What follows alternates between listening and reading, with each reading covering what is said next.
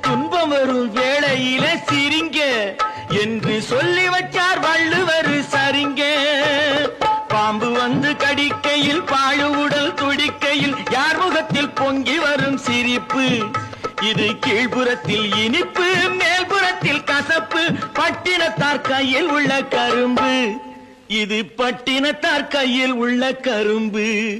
நான் சிரிக்கிறேன் சிரிக்கிறேன் சிரிப்பு வல்லே. நான் அழுகிறேன் அழுகிறேன் அழுகே வல்லே.